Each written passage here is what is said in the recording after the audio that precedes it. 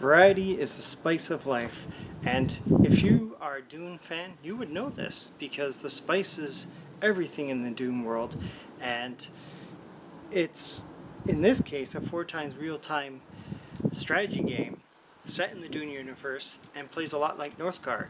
So if you played Northgard, you'll probably be able to ease right into this game and enjoy it, which is another strategy game. So pretty much, if you're familiar with Dune at all, there's different factions all fighting over control of the spice, which they harvest on the planet Arrakis, which is pretty much Tatooine before Star Wars came and did their own stamp on it. So, but there was no spice.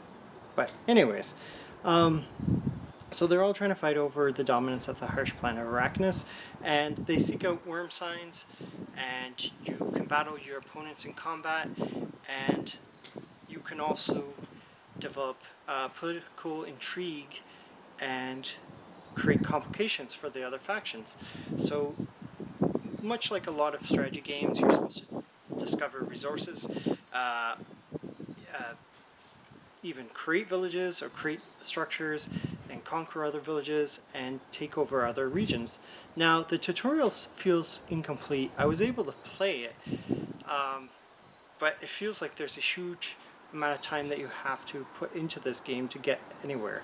The politics in this game are very good. You could tell that they really focus on politics because politics are a huge part of the book and the whole series.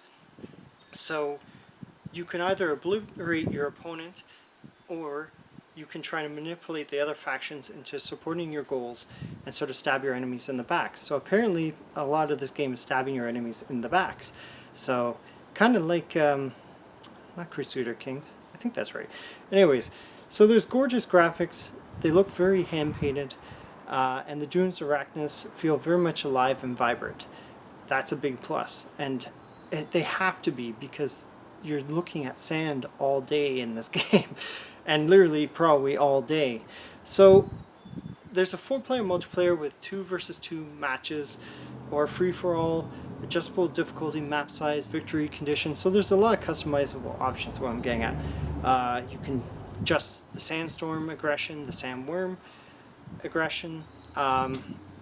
So the game is accessible and rather simple, and I think they were trying to streamline it because Dune can get very heavy on the politics, and I think they were trying to focus on the politics but without to the detriment of the rest of the game.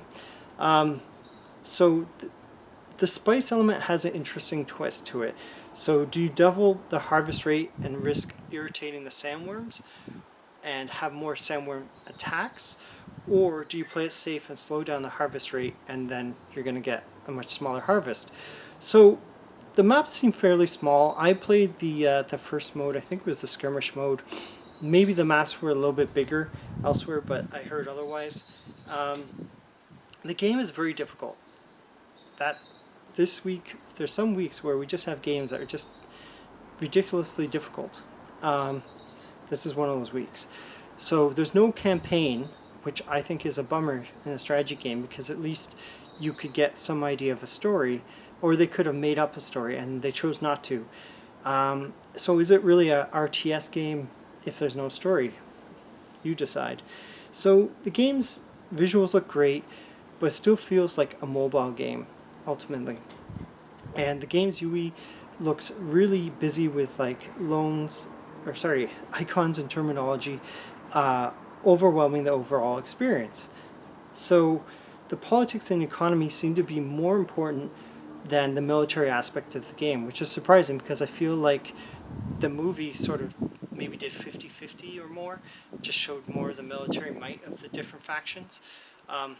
I guess they had to do that, but still here it seems like it's not so much fighting as much as harvesting and convincing other people to join your side or your allegiance.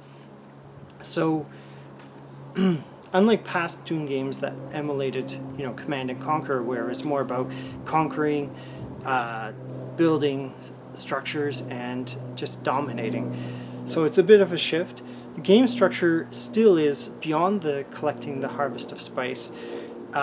Build structure A to get a resource, or X resource, whatever you want to call it, which was is how they develop the rest of the game with the resource system. So I feel like the game's pacing is weak, which is tough for a strategy game because unless you have hours to play, and a lot of the strategy games I've played, the military ones, they expect you to invest like hours, days, weeks in it, and I feel like for the average person, especially in with so many games to choose from, so many games they want to play, it's really hard to devote that much time to one game these days, even if it used to be possible.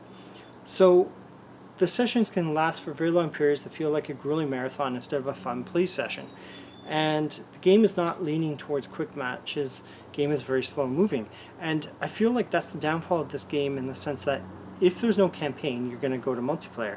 If the multiplayer is kind of slow as well, then your friends won't want to play. Then it's going to be hard to play multiplayer with your friends, right? So the sandworms are unusually aggressive and they seem to disrupt the gameplay more than adding a strategic element to the game, depth or excitement. So that's kind of a bummer. There's no rank play, so even if you get really good at this game, there's no way of showing the rest of the world. You could show your friend, I guess, and beat your friend and be like, hey, I beat you last week, I'm going to beat you this week. Nothing's changed. So other than that, there's no rank play, so you can't show the world, hey, I'm really good at Dune. And that's a popular movie right now, so yeah, something like that. So a game goes for $45.39 regular price. I can see Dune fans being willing to, pay whatever for arguably the best Dune game since the 1992 one that was based off Command & Conquer. I like it. I think I prefer the Command & Conquer style where there's more military over politics, but some people love this, so good for them. I feel like it's a $20 game tops for me. It seems polished, but it just feels like, there should be more depth in this, and somehow there isn't. The game moves slowly and just lacks depth out of the multiplayer. So if you like it, buy it for the multiplayer. If you have people to play against, just don't expect a one-player mode because there isn't one. There is a campaign.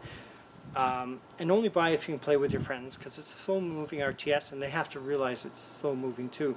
So I would say like it's an 8 out of 10 if you love everything Dune. It's a 7 out of 10 if you're expecting like a deep and engaging experience, or maybe a 6 out of 10, where the game is a slow churner and it's not like the movies where it's pretty.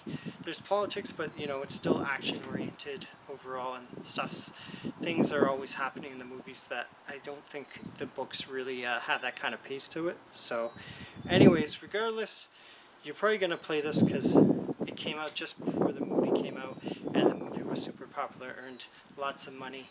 So, if spice was a real thing, they could buy a lot of spice with that money. So, anyways, keep it spicy, keep on gaming.